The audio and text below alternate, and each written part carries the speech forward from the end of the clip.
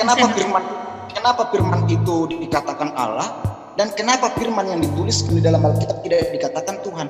Nah, jangan lari kemana-mana. Jangan lari kemana-mana. Makanya Pak Sejabat, Bapak bilang Bapak nggak belajar teologi ya. Saya ajarin nggak mau mengajarin. Di situ sesatnya kalian. Ya, saya naik mengajari, habis saya ajar.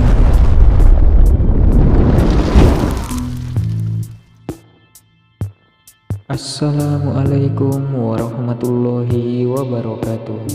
Saudara-saudariku seiman dan seakidah, selamat datang kembali saudara-saudariku sebangsa dan setanah air. Kembali lagi di Penikmat Ilmu YouTube channel.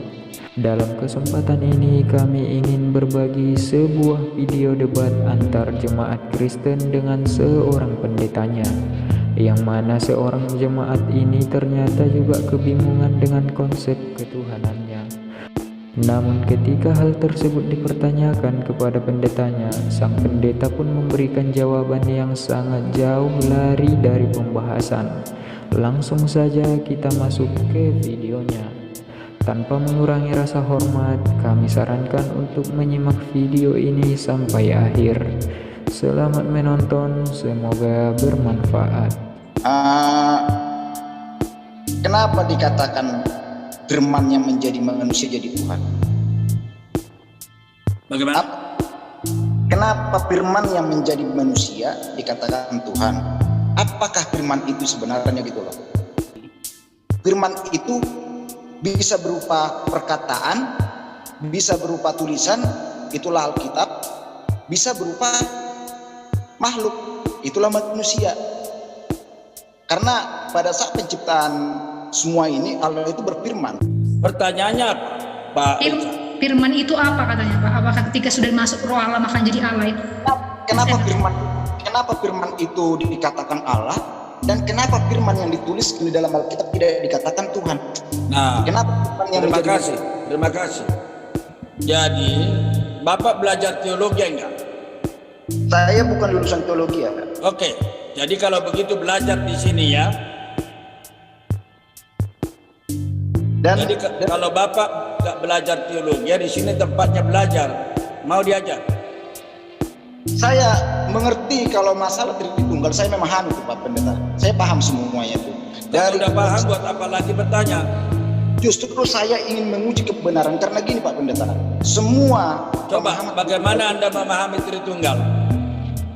Jadi begini Pak Pendeta, jadi gini, pemahaman Tritunggal itu tidak diajarkan secara alkitabiah, tetapi itu pemahaman. Ya, sekarang pertanyaan saya, dari Tritunggal yang Bapak Richard sudah pahami seperti apa? Ya, Tritunggal itu kan Bapa, Anak, dan Roh Kudus. Dalam itu tiga pribadi dalam satu hakikat itu kan. Yang disalib itu siapa? Yang disalib adalah Anak, Firman. Yang di dalam hati kita siapa?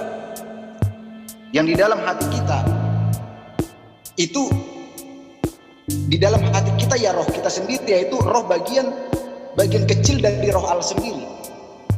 Karena roh manusia itu diciptakan dari roh Kudus. Roh Kudus berdiam di dalam hati kita atau Yesus berdiam di dalam hati kita?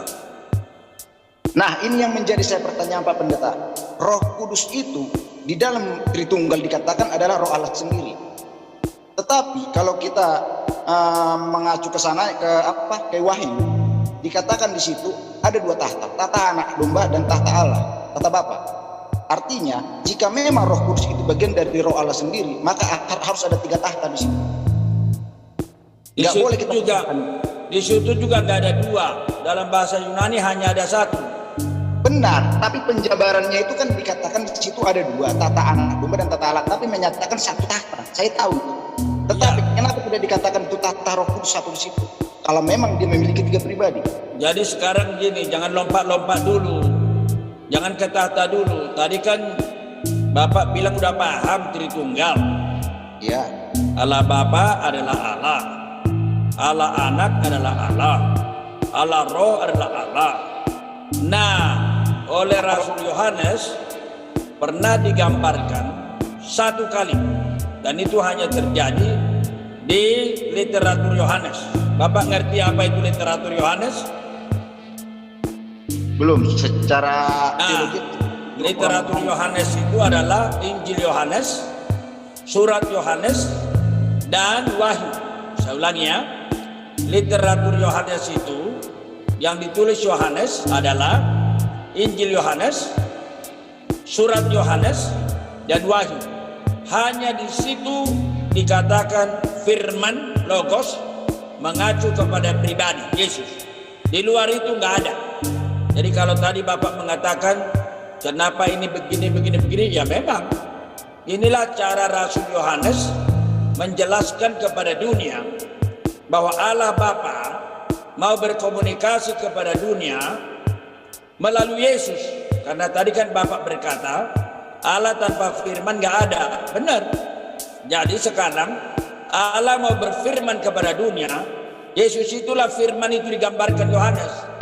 Tapi sebelum digambarkan Yohanes dia firman, dia ada juga Allah Bapa, Allah Anak, Allah Roh sebelum dia dicipta. Makanya kalau Bapak belajar Yohanes 17, dia mengatakan sebelum dunia kau cipta, engkau telah mengasihi aku. Itu doa Tuhan Yesus itu yang panjang. Jadi Allah Bapa, Allah Anak, Allah Roh Allah, begitulah keberadaannya sebelum dunia diciptakan, karena dia kekal. Bapak udah berkata 3 pribadi 1 hakikat. Puji Tuhan, sudah benar. Berarti Bapak bukan muridnya Yosua Teu. Yosua Teu berkata oneness. Bapak Anak Roh itu adalah satu sendiri. Demikian juga Samuel Siahaan. Jadi apalagi yang mau Bapak tanyakan, pemahaman Bapak sudah bagus. Jadi begini Pak, maksud saya gini, pada saat Yesus berdoa, itu bukanlah dalam hal konteks Yesus berdoa kepada Allah sendiri, bukan. Tentu ia berdoa kepada Bapa. Tetapi pada saat Yesus berdoa itu sebagai konteks di dalam pengajaran firman Tuhan, di dalam konteks dalam hal berdoa berserah kepada Tuhan. Karena di dalam jadi Yesus berdoa, ya Bapa, ampunilah mereka. Kepada siapa Yesus berdoa?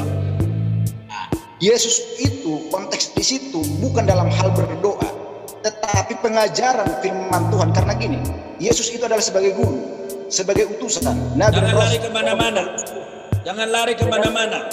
Makanya Iya, Pak Sejabat, Bapak bilang Bapak nggak belajar teologi. Saya ajarin nggak mau mengajari. Di situ sesatnya kalian. Ya, saya naik ngajari, HP saya ajar. Seperti ini Pak Pendeta, bukan masalah itu Mas. Makanya saya itu menguji semua. Sekarang gini, Bapak punya anak nggak? Punya. Bagaimana kalau anakmu nggak mau kau ajari, langsung mau mengajari kau? Anak. Jadi gini Pak Pendeta. Kenapa Jawab dulu. Maksudnya?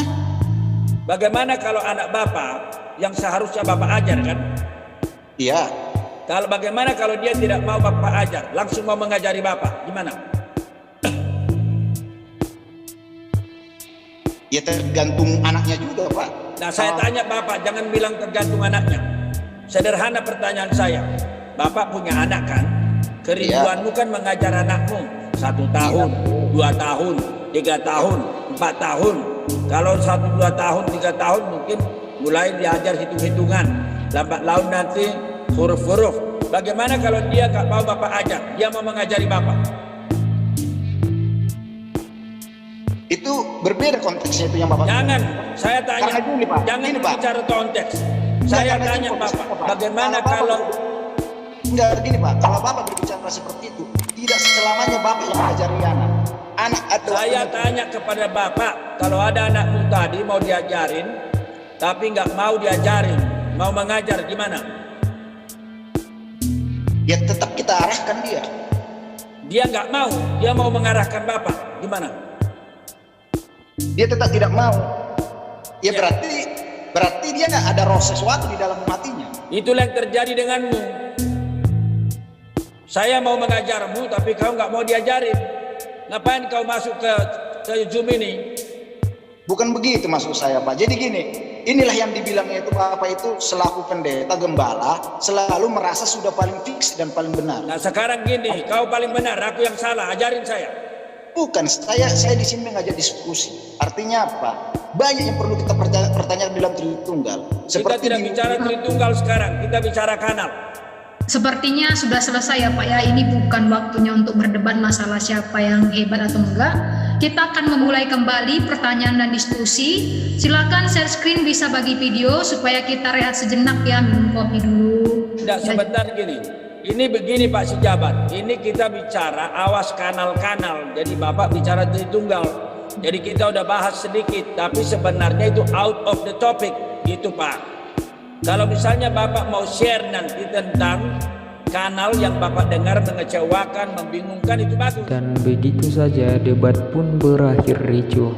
Hingga akhirnya sang pendeta pun tidak menjawab pertanyaan yang dilontarkan oleh saudara Richard. Entah apa sebab akibatnya, pendeta mengapul pun selalu berusaha lari dari topik.